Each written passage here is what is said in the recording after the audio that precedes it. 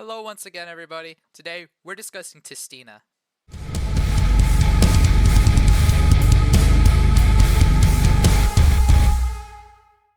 So Tistina is a rank 10 archetype that was brought to us back in Duelist Nexus in 2023.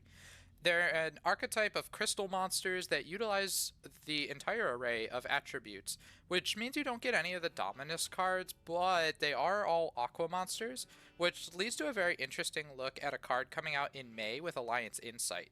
So let's hop right into what Duelist Nexus brought to the table.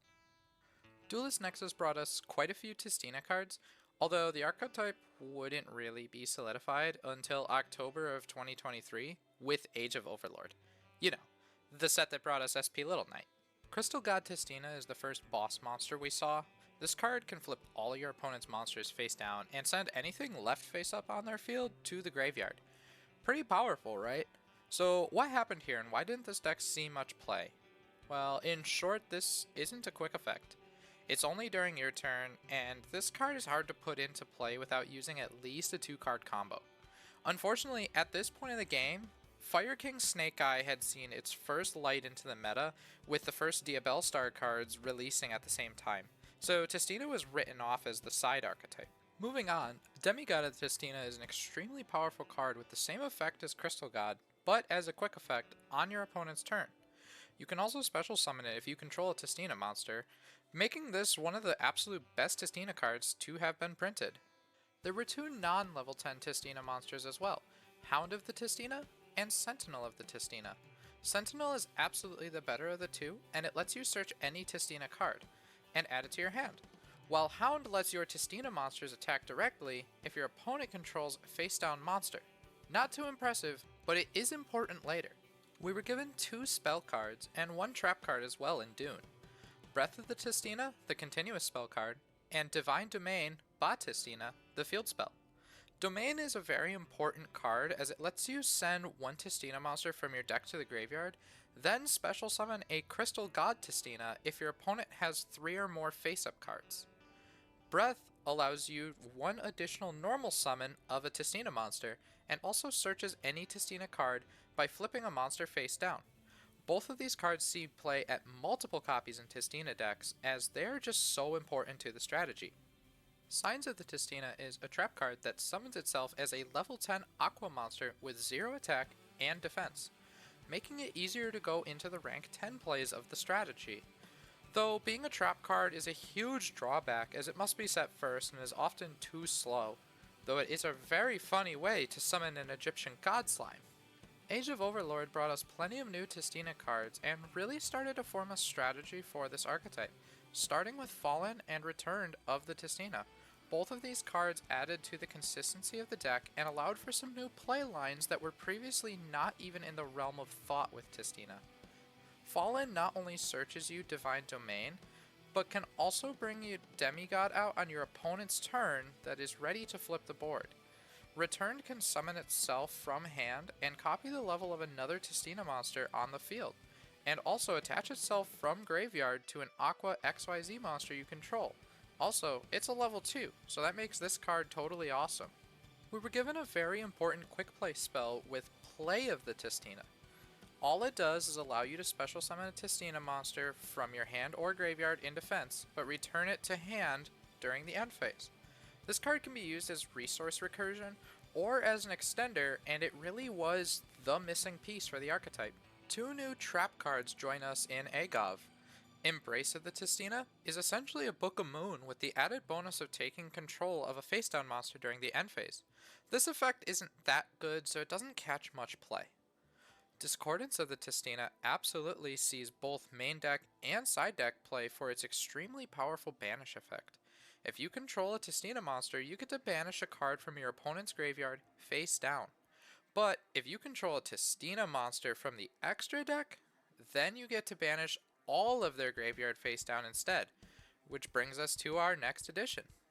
Tistina, the divinity that defies darkness, or more commonly known as the most Yu-Gi-Oh card name named Tistina card, is the aforementioned Tistina extra deck card. When special summoned, you can send all of your opponent's face down cards to the graveyard, but often this effect doesn't get activated on summon. Why in a second.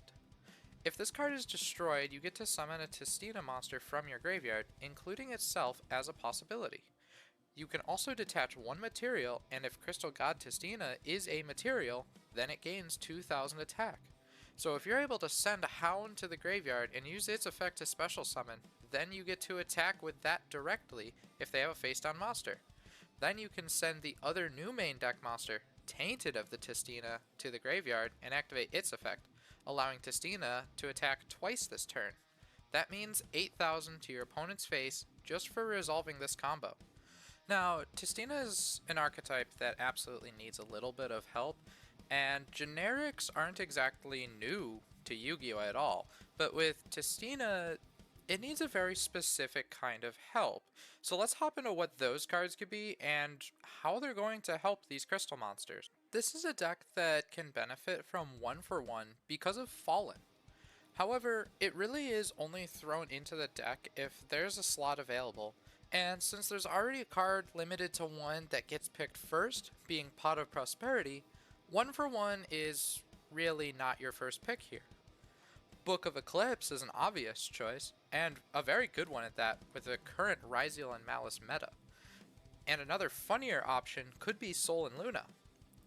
Tokusuno Shinkyojin is big for basically being a discard 1 draw 2, conflicting of course with Pot of Prosperity, but still super worth it.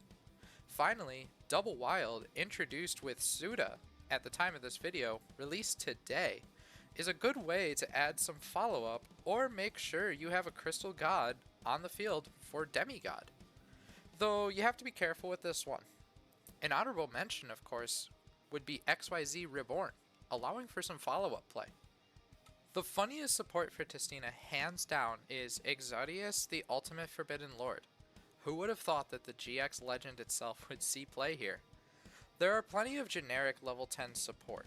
Finis Terrae, Tower of the Necroworld, Dreaming Reality of Nemlaria Realized, both of which were released alongside Tistina in Duelist Nexus.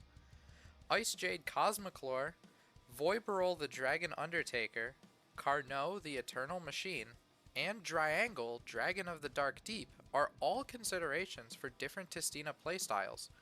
Personally, I'd go with Carnor and Exodius. Now, of course, we can't even move forward without talking about the classic Earth Machine XYZ monsters. Super Dreadnought Rail Cannon Gustav Max, number 81 Super Dreadnought Rail Cannon Superdora, and Super Dreadnought Rail Cannon Juggernaut Lieb always see play with Tistina. Number 35 Ravenous Tarantula and number 84 Pain Gainer are some other more uncommon rank 10 plays. And a deck like this wouldn't even be complete without Zeus and Typhon. And don't forget, we have a level 1 monster in here, so that's a Relinquished Anima. We also can't forget that one of Tistina's main endboard pieces is Varudris, the final bringer of the end times. All in all, Tistina is a really fun way to play this game when you really look at it. And if you want to see some play lines or some live gameplay, or even if you just want to watch more content like this, then please like this video, hit the notification bell so you know when I upload my next video, and let me know in the comments. I'll be trying out a build at my locals pretty soon, and I'm kind of excited to get back to the crystals if I'm being honest. And, you know, in the meantime, love you guys. I've been Danosaur. Thanks for watching.